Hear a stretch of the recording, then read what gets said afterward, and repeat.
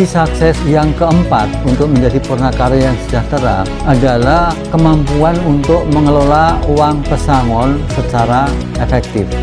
Mana yang harus disisakan untuk konsumsi kebutuhan sehari-hari, mana yang harus diinvestasikan untuk menciptakan income generating, ataupun untuk membuat kegiatan sosial. Artinya kegiatan sosial itu bisa dibiayai dengan kegiatannya sendiri. Karena uang pesangon ini jumlahnya berbeda dengan jumlah uang bulanan yang kita terima selama ini. Kalau kita tidak bisa mengelola dengan baik, itu akan menjadi sulit bagi kita di dalam menjalani masa pensiunnya. Seperti apa? Misalnya, kalau kita tidak mampu memilih investasi yang mana yang real dan mana yang bodong. Ya, kalau kita masuk terperangkap di dalam investasi bodong, sudah pasti itu akan membuat kita menjadi tidak sejahtera. Bagaimana kita bisa menolak orang-orang yang mendekati kita dengan segala rayuannya untuk meminjam uang, ya, yang belum tentu nanti kembali. So, kemampuan untuk mengelola uang pesangon ini menjadi kunci sukses yang sangat menentukan perjalanannya sampai menjalani masa pensiun, apakah itu bisa sejahtera atau tidak. Kunci sukses yang kelima, Bapak Ibu sekalian, seperti tadi di depan video ini disebutkan entrepreneur dan socialpreneur. Ketika Bapak Ibu sekalian aktif di bekerja, sibuk dengan tugas-tugasnya sesuai dengan key performance indikatornya, tidak sempat lagi memahami bagaimana seorang entrepreneur yang sukses, bagaimana socialpreneur yang sukses. Seorang entrepreneur memiliki karakteristik atau persyaratan-persyaratan yang harus kita penuhi, mana yang boleh, mana yang tidak boleh. Yang tidak boleh semisal simple aja, tidak boleh mencampur adukkan uang usaha dengan uang konsumsi sehari-hari. Itu misalnya salah satu contoh. Dan juga sebagai seorang socialpreneur, tidak boleh juga kita membiayai kegiatannya itu dengan uang kita terus. Karena kalau ini turut terjadi pada hari H, pasti uang kita akan bisa habis dan kegiatannya berarti habis. Di sukses yang keenam, Bapak Ibu sekalian, terkait dengan entrepreneur tadi adalah bagaimana kita itu memilih usaha, apakah di sektor real dan di sektor jasa, sesuai dengan hobi dan kesukaan kita. Dan kita bekerja sama dengan generasi milenial, ya, kita punya pengalaman, kita punya modal, kita punya wawasan dan sebagainya. Dan generasi milenial itu mereka biasanya cepat di bidang teknologi, sehingga bagaimana kita kerjasama atau mempekerjakan mereka atau melibatkan mereka.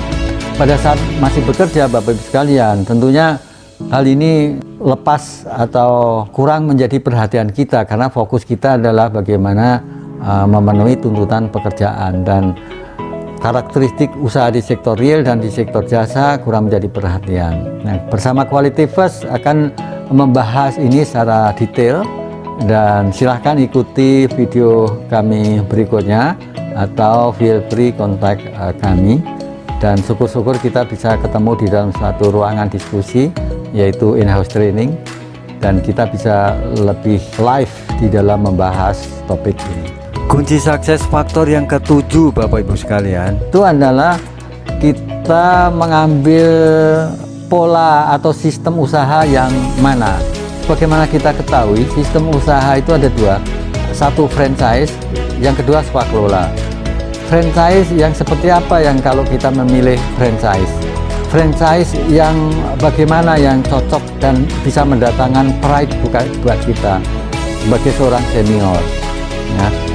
Ada beberapa kriteria franchise, karena franchise itu juga ada plus ada minus juga. Misalnya minusnya seperti ini, kalau usaha franchise itu gagal, itu yang nanggung kita sendiri. Bagaimana kita memilih model bisnis franchise yang cocok, baik produknya atau jaringan bisnisnya dan sebagainya, sesuai dengan kemampuan dan resources yang kita miliki.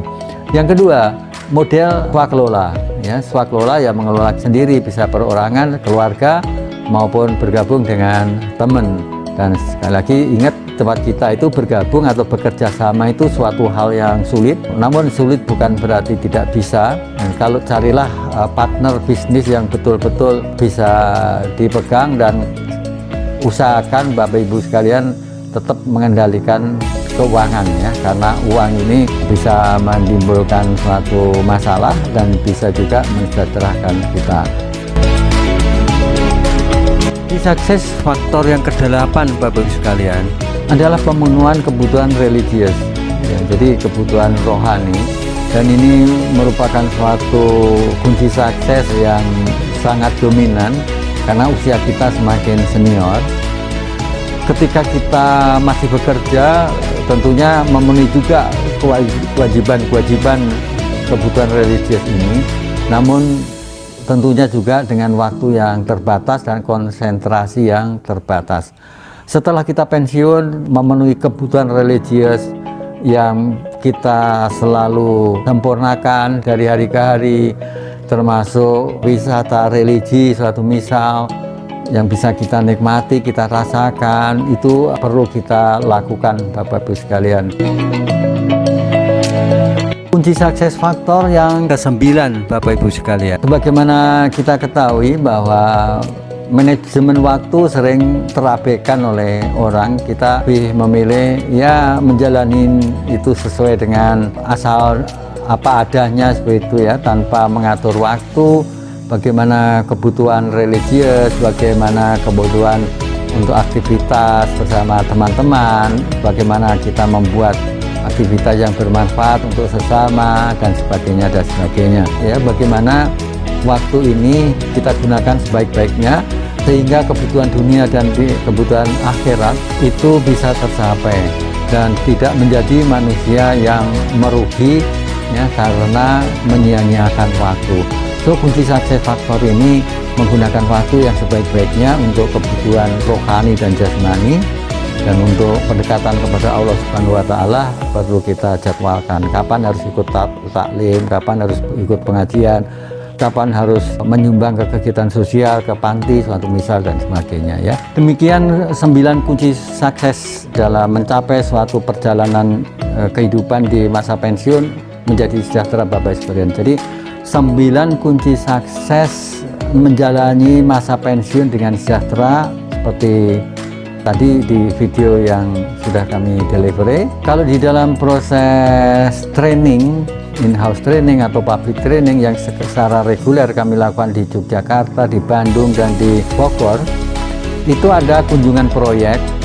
Kunjungan proyek itu kunjungan usaha sukses. Tujuannya apa? Tujuannya untuk peroleh insight. Kenapa sih kok dia sukses? Sistemnya itu bagaimana sih? Pengelolaan keuangannya itu bagaimana? Kemudian bagaimana mempekerjakan dan memilih pekerja? Kok bisa loyal dan seterusnya dan seterusnya. Jadi selama proses pelatihan ada kunjungan semacam ini sehingga bisa membekali Bapak Ibu sekalian untuk memperoleh insight keberhasilan itu tadi. Walaupun tidak bisa kita terapkan sesuai dengan bidang kita, namun kita akan mempelajari sistemnya dan beberapa lesson learn di dalamnya yang membuat usaha tadi sukses. Kemudian di dalam program training in-house juga ada suatu pendampingan Bapak Ibu sekalian. Kami punya coach, punya psikolog ya, dan punya mentor yang secara tim kami bekerja bersama-sama untuk membantu para pensiun, dan suatu kebanggaan bagi kami kalau Bapak Ibu sekalian itu setelah mengikuti program kami itu menjadi sejahtera di dalam menjalani masa pensiun. Biarkan mitos menjadi mitos ya, tidak terjadi pada diri Bapak Ibu sekalian. Demikian, salam sukses Bapak Ibu sekalian, sehat selalu dan ikuti terus video kami. Jangan lupa like and share and subscribe.